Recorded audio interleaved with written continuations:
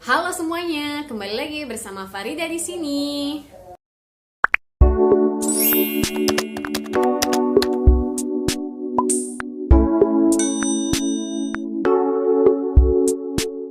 Nah, jadi video kali ini aku mau berbagi pengalaman aku tentang anak aku yang pertama, namanya Ezar Nadif Alfarizi. Itu sudah disunat atau dihitan waktu usianya masih 1 bulan.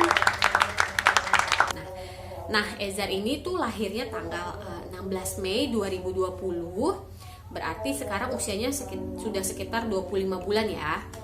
Nah, waktu sebelum kita memutuskan untuk disunat, itu kita memang ada beberapa pertimbangan gitu loh.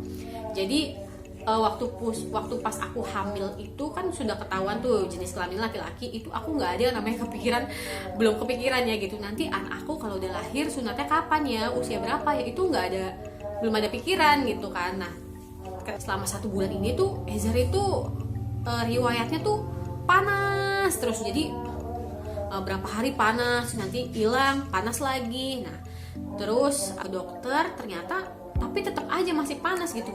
Walaupun udah dikasih obat, tetap aja panasnya berulang gitu. Nah, terus ada lagi faktornya itu kalau pipis itu di pampasnya itu cuman sedikit ya air pipisnya. Terus ada kayak bercak warna merah, entah itu darah atau apa. Nah, ini maaf ya aku tampilin gambarnya nih. Nah, ini kan kayak ada bercak merah gitu ya. Aku sempet was-was, ini kenapa gitu kan. Aku sempet cari-cari di Google dan itu katanya tuh namanya kayak ada ISK, fimosis. Jadi salah satu ciri-cirinya gitu kan. Jadi ya udahlah, karena panik ya kan, aku ke dokter lagi dong. Ke dokter lagi, terus kata dokternya, oh ini mah takutnya ada gejala untuk memang kayak fimosis atau ISK gitu kan. Terus aku juga bilang sama dokternya, itu anak aku sebelum pipis itu ya, maaf ya, penisnya itu suka menggelembung gitu loh, ujungnya menggelembung gitu. Jadi kayak ketahap. Nah, terus kata dokternya, ya udah Bu, anaknya disunat aja, dihitan. Terus kami sekeluarga langsung, hah? Disunat dok? Emang nggak apa-apa? Ini kan anaknya belum 1 bulan umurnya, belum genap 1 bulan kan, waktu pas ke dokter kan belum 1 bulan ya. Terus emangnya nggak apa-apa? Emangnya boleh? Emangnya nggak beresiko gitu kan? Terus kata dokternya, Bu jangan salah, justru di negara Arab, kata dokternya, itu anak laki-laki yang lahir di rumah sakit sebelum pulang, mereka itu sudah harus dihitan semuanya. Aku bilang, hah beneran dok? Iya, ibu coba aja cari-cari, katanya gitu kan. Kan karena memang itu kan wajib ya di agama Islam ya, dan itu memang secara medis juga memang bagus dihitan gitu kan. Jadi kata dokternya, ya udah disunat aja Bu, ya terus dipertimbangkan aja dulu gimana gitu kan. Ya udah, aku tanya, dok di rumah sakit ini emang bisa buat hitanan, bisa buat sunat? Katanya dokternya, bisa Bu, cuman di sini minimalnya 3 jutaan lah, atau kalau masuk bedah itu bisa sampai 5 jutaan. Mending ibu cari aja klinik di luar yang bisa hitan, kata dokter gitu kan. Oh gitu ya, dokternya sendiri yang nyaranin gitu kan. Ya udahlah, oke, akhirnya kita pulang. Terus kita masih diskusi, ini gimana nih, disunat gimana ya. Terus aku juga sempet cari-cari kan, kalau disunat itu bayi kayak gimana, terus penyembuhannya berapa lama, penanganannya seperti apa gitu kan. Nah, jadi kan aku udah cari-cari infonya dulu tuh di internet, gimana sih kalau bayi disunat, terus penanganannya seperti apa, sembuhnya berapa lama. Jadi aku memantapkan hati dulu gitu kan. Nah, ya udah, setelah kita diskusi sama suami sama keluarga, akhirnya waktu itu tanggal 19 Juni 2020, berarti anak aku tepat umurnya baru 1 bulan 3 hari, akhirnya kita memutuskan untuk sunat. Nah, kita waktu itu datang ke klinik dekat rumah. Itu kan di situ kliniknya klinik 24 jam, cuman dia bisa buat hitan juga. Nah, waktu pas dateng dilihat nih, dicek sama dokternya gitu kan. Oh iya sih Bu, ya bisa jadi, tapi memang lebih bagus kok Bu kalau disunat saat bayi gitu kan. Ya memang karena satu, kita nanti waktu sudah besar nggak perlu mikir nanti anaknya disunat usia berapa ya, terus nggak perlu dibujuk-bujuk juga gitu kan. Terus mungkin rasa traumanya lebih sedikit gitu kan. Ya udah, oke. Setelah dicek kondisi anaknya, akhirnya kata dokter, ya udah kita langsung sunat aja ya? Aku tanya, dok ini metode hitannya itu sunatnya itu pakai apa ya gitu kan. Setahu aku kan ada yang pakai laser atau ada yang diklaim gitu. Nah kata dokternya untuk bayi baru lahir itu, maksudnya masih bayi ya, itu dia hanya bisa menggunakan laser. Jadi laser itu maksudnya manual gitu ya, dikerjakan manual gitu. Jadi dia itu nggak bisa yang namanya pakai klem yang pakai alat cuman di tanpa bedah gitu kan.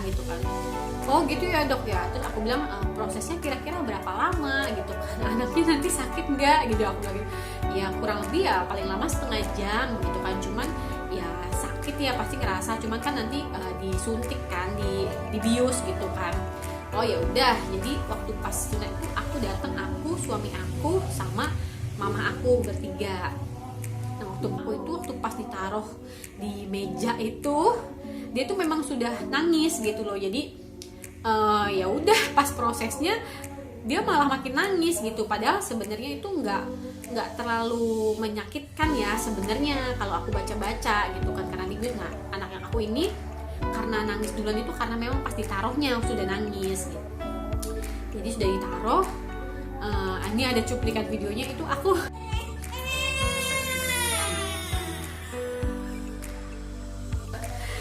sedih banget nangis gitu ya. Aku nggak berani nemenin, jadi suami aku aja yang megangin. Aku sempat videoin sebentar doang, terus aku keluar ruangan, bener-bener gak tega gitu sih ngeliat anaknya nangis-nangis kayaknya kesakitan gitu kan. Ya udah pokoknya intinya sudah sekitar hampir setengah jam ya, 20 menit 30 menit itu akhirnya udah selesai prosesnya gitu kan. Udah selesai, anak aku pun udah nggak nangis gitu kan. Terus aku tanya ini penyembuhannya berapa lama, aku tanya.